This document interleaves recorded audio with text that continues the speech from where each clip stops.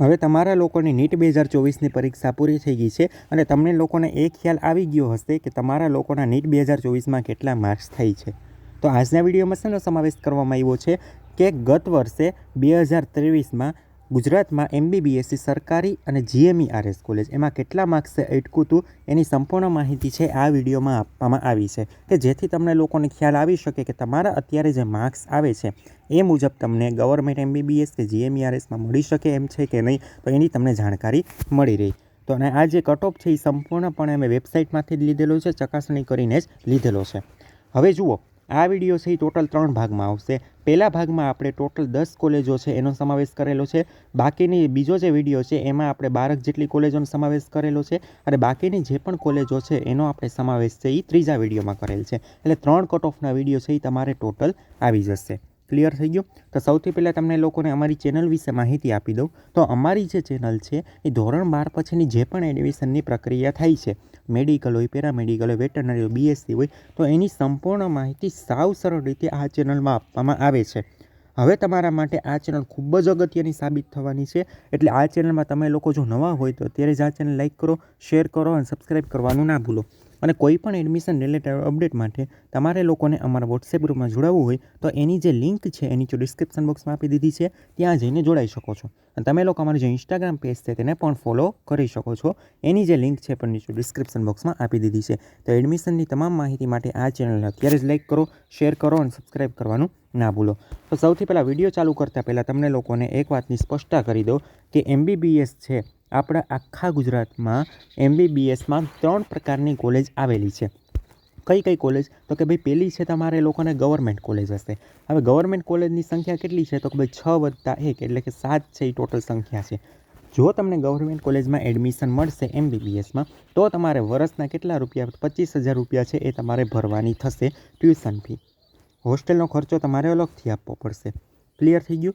હવે માની લો કે તમને લોકોને GMERS કોલેજમાં મળે છે તો GMERS કોલેજ કેટલી હતી? તો કે ભાઈ 8 હતી અને 5 છે એ નવી ખુલી હતી. એટલે ટોટલ 13 છે GMERS કોલેજ છે. જો તમને GMERS કોલેજમાં એડમિશન મળે છે તો તમારે વર્ષની 3.30 લાખ રૂપિયા ફી પે કરવાની થશે.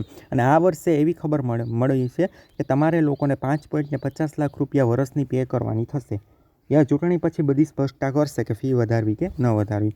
અને પ્રાઇવેટ છે તો પ્રાઇવેટમાં તો હવે તમને લોકોને ખબર જ છે કે બાકીની જેટલી કોલેજ છે એ શેમાં સમાવેશ થશે? પ્રાઇવેટમાં સમાવેશ થશે. ક્લિયર થઈ ગયું? તો પ્રાઇવેટમાં તમને લોકોને મળે છે તો એમાં તમારે લોકોને 8 લાખથી લઈને 16 અથવા 17 લાખ પ્રતિ વર્ષની પે કરવાની થશે. આ વસ્તુ પહેલાં તમને ક્લિયર થઈ ગઈ. હવે આપણે કટ ઓફની ચર્ચા કરી લઈએ. તો પહેલી તમારે જે કોલેજ છે એ ગવર્મેન્ટ કોલેજ છે. પહેલી કઈ કોલેજ છે? તો કે ભાઈ BJ મેડિકલ કોલેજ અમદાવાદ. એ સૌથી મોટી તમારે સરકારી કોલેજ છે. એમાં તમને જો એડમિશન મળે છે તો તમારે વર્ષની 25,000 રૂપિયા ફી છે એ પે કરવાની થશે. તો ઓપન કેટેગરીમાં 671 માર્ક્સ અટક્યું હતું, OBC કેટેગરીમાં 650 અટક્યું હતું, SC કેટેગરીમાં 594 અટકેલું છે, ST કેટેગરીમાં 484 અટકેલું છે અને EWSમાં 661 માર્ક્સે અટકેલું છે. એના પછી બીજા નંબરની કોલેજ છે ગવર્મેન્ટ મેડિકલ કોલેજ બરોડા. તો બરોડામાં તમને એડમિશન મળે છે તો એમાં સિસ્ટમ તમારે સરખી જ છે. 25,000 રૂપિયા છે એ જ તમારે પે કરવાની થશે.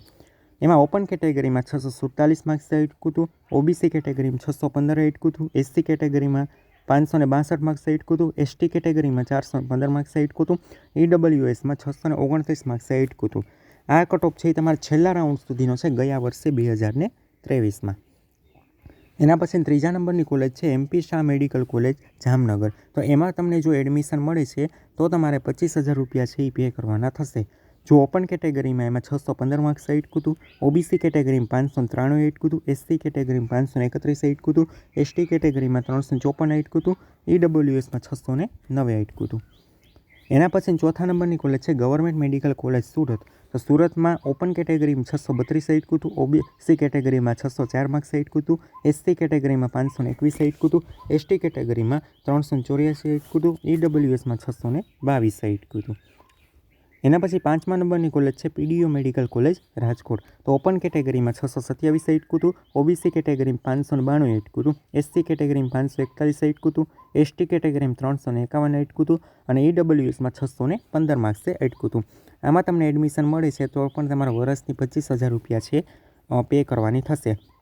એના પછી 6ઠા નંબરની કોલેજ છે ગવર્મેન્ટ મેડિકલ કોલેજ ભાવનગર. તો એમાં ઓપન કેટેગરીમાં 609 માર્ક્સે એટકું હતું, ઓબીસી કેટેગરીમાં 590 એટકું હતું, એસસી કેટેગરીમાં 521 હતું, એસટી કેટેગરીમાં 352 એટકું હતું અને ઈડબ્લ્યુએસમાં 604 માર્ક્સે એટકું હતું.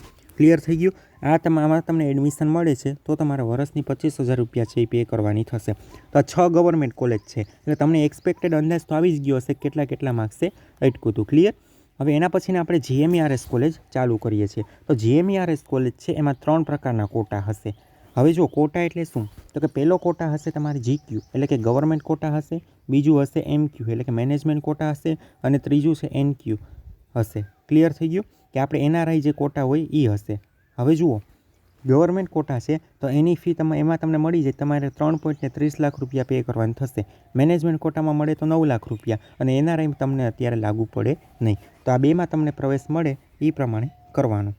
એમાં જુઓ, ગવર્મેન્ટ જીએમઈઆરએસ કોલેજ 16 અમદાવાદમાં ઓપન કેટેગરીમાં 605 માર્ક્સે એટકું હતું, ઓબીસી કેટેગરીમાં 585 એટકું હતું, એસસી કેટેગરીમાં 519 માર્ક્સે એટકું હતું, એસટી કેટેગરીમાં 337 માર્ક્સે એટકું હતું અને ઈડબ્લ્યુએસમાં 599 એટકું હતું. એના પછી 8મા નંબરની કોલેજ છે GMERS medical college Gotri Baroda.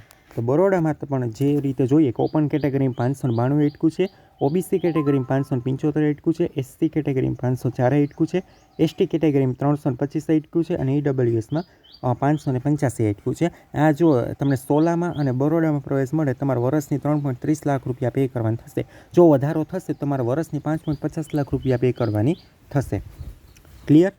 હવે 9મા નંબરની કોલેજ છે જીએમઈઆરએસ મેડિકલ કોલેજ ગાંધીનગર. તો ગાંધીનગરમાં ઓપન કેટેગરીમાં 597 એટકું છે, ઓબીસી કેટેગરીમાં આપણે જોઈએ તો 579 એટકું છે, એસસી કેટેગરીમાં 503 એટકું છે, એસટી કેટેગરીમાં 326 એટકું છે અને ઈડબ્લ્યુએસ કેટેગરીમાં 586 એટકું છે. અને 10મા નંબરની જે કોલેજ છે GMERS medical college Patan.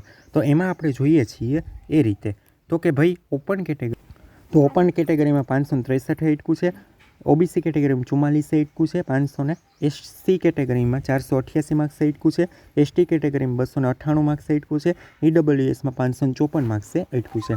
Clear થઈ ગયું? તો આ વિડીયોમાં આપણે ટોટલી 10 કોલેજો છે એનો સમાવેશ કરેલ છે. હવે આના પછીનો જે ભાગ 2 આવશે એમાં આપણે 12 કોલેજનો સમાવેશ કરેલો છે. ક્લિયર થઈ ગયું? કે જેથી તમને લોકોને વાંધો ન આવે. અને આવી જ માહિતી માટે આ ચેનલને તમે અત્યારે જ લાઇક કરો, શેર કરો અને સબસ્ક્રાઈબ કરવાનું ન ભૂલો. કેમ કે આ પ્રકારના વિડીયો ચોક્કસ માહિતી વાળા હોય અને એમાં તો વાર લાગતી હોય છે. કેમ કે તમારા માટે વેબસાઇટ જોઈએ છીએ, કટ ઓફ મેળવીએ છીએ અને તમે 2 થી 3 ચેક કરીએ કે આમાં ક્યાંય ભૂલ નથી રહી જતી ને એ પછી તમારી સામે દર્શાવીએ છીએ. એટલે તમે લોકો જેમ સબસ્ક્રાઈબ કરો તો અમારો પણ ઉત્સાહ વધે. અને આવી જ માહિતી માટે ચેનલ લાઇક, શેર અને સબસ્ક્રાઈબ કરવાનું ના ભૂલો.